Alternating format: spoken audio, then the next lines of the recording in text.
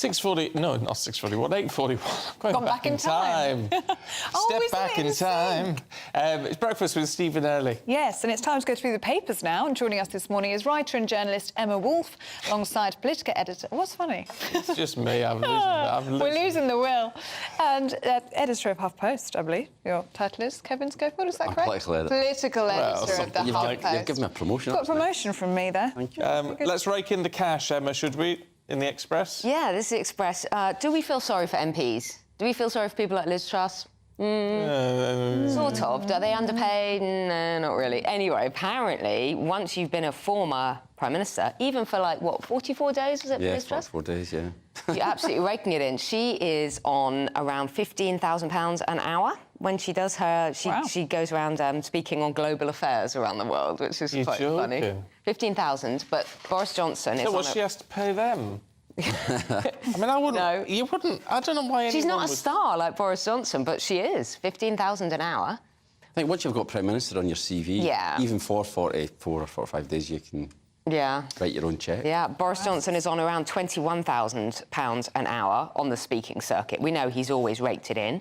He's made around £4.7 million since he left office last year, and he's just signed with HarperCollins to write a memoir. The advance is around £500,000. Well, he's set now, isn't he? And he's got his column in the Mail, which is about £500,000 a year. Exactly. Is it, really? And I've always thought he makes so much more money not being in Parliament, really, certainly not being an MP. Yeah. I mean, he's, you know, and he's got a lot of possibly alimony and children outgoings. and houses. A lot of outgoings. A lot of outgoings to pay for. So I think that, yeah, I mean, they're doing OK, these former PMs. I think even people like Theresa May and David Cameron are also sitting pretty. Yeah, but I sort of don't object to them doing it. They actually did the job for more than a month. Yeah.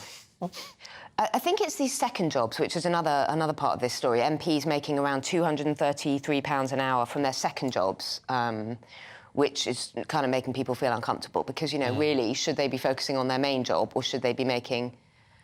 £233 an hour isn't bad going if you're doing a couple of days a week, consultancy or whatever they call it. No, it's not. So they've got their fingers in lots of pies. Yeah. Yeah, they're raking it in, aren't they? Yeah, Kevin, sales of microwaves in the Times.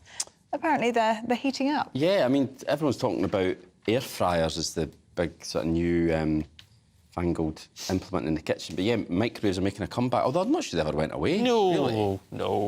But sales are going up. Can you live without a microwave? John Lewis says sales are microwaves are up 13%.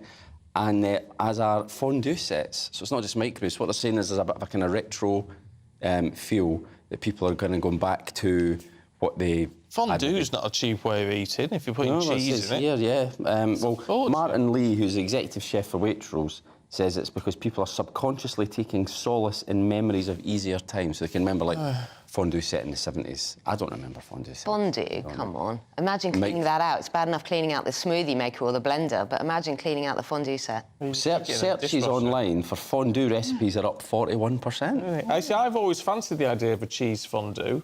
Yeah. I like the idea because I love cheese. Yeah, me too. Yeah. Yeah, but melted cheese in the middle of the table. It's a bit like a chocolate fountain. It's quite fun at a party, but would you really want it? I wouldn't want to. No. But I wouldn't want to share a fondue. I mean, just thinking to myself, a big bowl of melted cheese and a loaf of bread, you'd be away with it. You'd be away. Melted brie.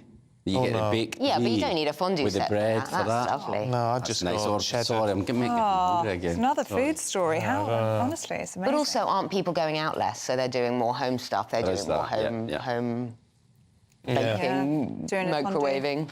Chocolate fondue for me, though, with, like, marshmallows and strawberries and things. That would be the way. It's all right for you. Stuff your face. You never put any weight on. Oh, wow. Says the man on a diet, feeling a little bit edgy at the moment. No, honestly, I'm permanently on a diet. Are you hungry? He's very mean to himself. No, I'm not hungry, no. You're not at that stage where you're irritable and hungry? No, because I'm eating a lot of... The diet I'm on, I'm eating there's a lot of food. You're not short of bulk. It's just sometimes you just crave You want the nice... It's not the food you want. The cheese. Great slab of cheese or something. So, from microwaves to blowtorches. Yeah, well, I know we've been covering this all morning, but honestly, people need to be careful out there, don't they? You know, you've been talking about the health risks. People going abroad. I mean, the Star are calling it blowtorch Brits, and they're making a joke of the, Brits. on the beaches despite 45, 48 degrees, but it's really, really dangerous. And apparently there are tourists who are still going out to places like Italy and Spain and Greece and Turkey and still sunbathing, which is just, you know, not only from a skin cancer perspective, but also just from heat stroke and general health. It's simply not safe. And yes, it's very hard if you go abroad and you've got a family and what do you do with the children and stuff. But to be on the beach in this kind of... People are getting in trouble in the sea. They're going into the sea to cool off and then they're getting in trouble there. They're getting sort of cramp and just, heat stroke and sunburn. Horrific. You've got to be sensible. Yeah, you should stay at home with a bottle of Prosecco. Well, if you can... We have the rain outside, don't we? Well, we do, yeah. Because the bad news is that Prosecco is at risk, or it's certainly the high-end Prosecco, that you get the actual proper stuff. Again, due to climate change, apparently it's too dry in the summer.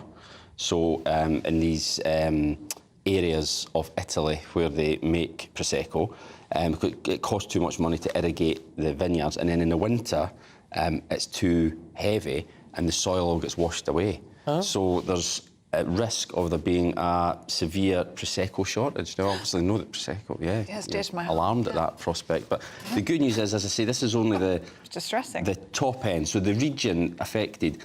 Well, you're all right, the cheap stuff that you drink, so... Be all right for the Chardonnay crisps. I'll be all right with my spritzer, yeah. This is only a small portion of the 130 million bottles of Prosecco that were shipped to Britain last year, just to Britain. Wow. This is on a small proportion. Like 2 bottles each. So that's your, like, the sort of Ferrari level of Prosecco. Your cheaper stuff should still be OK. I'll be all right then. So there we are. Panic over. Right. No one buys expensive Prosecco, do they? Always buy it because it's like cheap champagne. The point is, it's fizz, it's cheap, it's, it's knockoff. You'd buy champagne if you wanted a really nice bottle, wouldn't you? Yeah, exactly. So I think we'll be all right. Crisis averted. Yeah. Oh. There we go. What's going with it? Allotments. A lot of people like an allotment. Yeah. Do we need one in the office? Well, this is the new wheeze to lure people back to the offices. And you remember sort of table football and canteens and all these kind of things, and Google were offering all sorts of perks to people. Bean bags. Bean bags, and like, I don't know, machines with like fizzy sweets and things like that. Well, now, apparently, allotments are the new thing, but kind of vegetable patches in lobbies and things. And I think it's quite a nice idea. I don't think it's going to lure people back to the office, but it is quite a nice way of working with your colleagues, doing something... I mean, I'd love an allotment, wouldn't you love an... You've probably got a huge garden. You've got a huge garden. Yeah. He's got a lovely garden, to be fair. Growing veg and growing fruit is a wonderful thing to do. Just getting your hands in the soil But why is in lovely. the office? Well, but you know, there are lobbies, there are big atriums, there are big office spaces all over the place, all over London, especially lots of empty office space in London.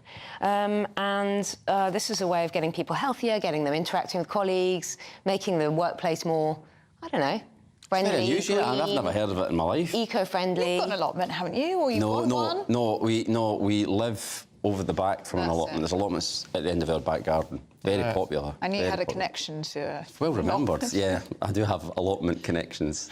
Yeah, and waiting lists. I mean, are years long to get an allotment. Then it's going to be a fight over who can take over the veg. You know, who can take the spuds home. Absolutely, and the carrots and the cauliflower.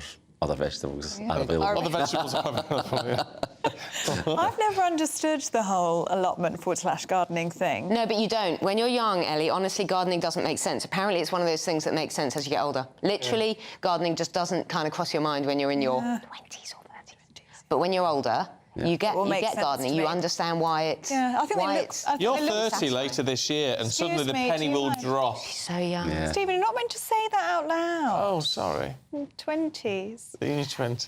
Yeah, it might hit She's me. forever 21. Yeah, forever 21. Actually, I think with COVID, I'm going to take myself back a few years. It's only fair.